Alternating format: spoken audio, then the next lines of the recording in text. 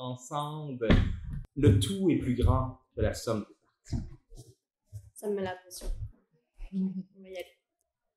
Chère Margot, ma fille, c'est aujourd'hui que tu rentres à l'université. Je suis si fière de toi d'avoir choisi un bac en environnement. Ta tante et ton oncle disent que c'est moi qui t'ai influencée, mais en fait, c'est plutôt l'inverse qui s'est passé. Il y a moins de 10 ans, mes vaches ne voyaient pas la lumière du jour. Elles ne le voyaient que quand on entrait dans l'étable. C'est toi, du haut de tes 13 ans, qui m'a ouvert les yeux. Pourquoi elles ne sortent jamais dehors, les vaches? Elles ne peuvent pas marcher?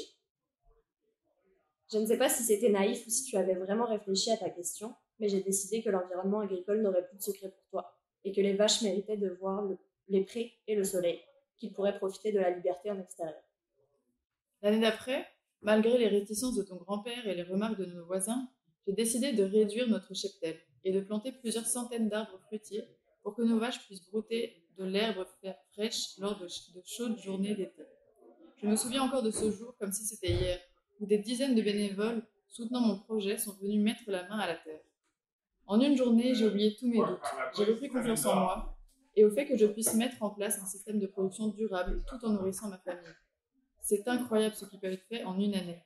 J'ai revu dans les yeux de mes filles l'émerveillement de trouver une abeille qui butine ou la cachette d'une lapine et de ses appros.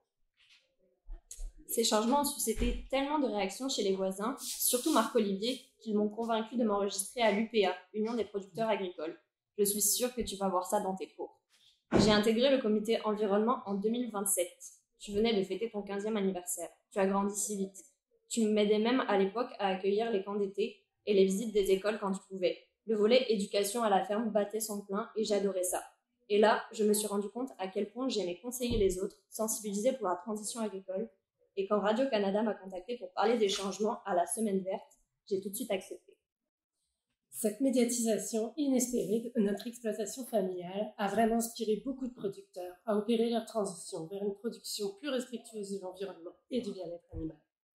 Avec l'aide de l'UPA, nous avons réussi l'année suivante à imposer que tous les producteurs locaux du Québec soient distribués en épicerie. Je suis tellement émue de voir tous ces beaux produits cultivés avec amour, être accessibles au plus grand nombre et contribuer à la prospérité de ces familles. Tout cela grâce à toi, ma chère Margot, alors que tu n'étais qu'une enfant. C'est ainsi qu'aujourd'hui, alors que je prends le poste de sous-ministre à l'agriculture, tu continues à m'inspirer à aller toujours plus loin et que je suis fière de m'inscrire moi aussi au baccalauréat en environnement la session prochaine. Merci infiniment pour qui tu es, ta maman qui t'aime. Wow.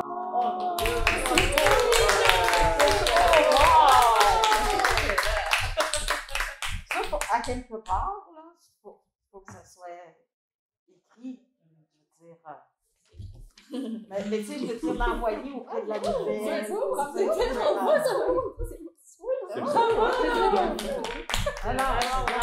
c'est vraiment wow. Bravo. J'ai pleuré.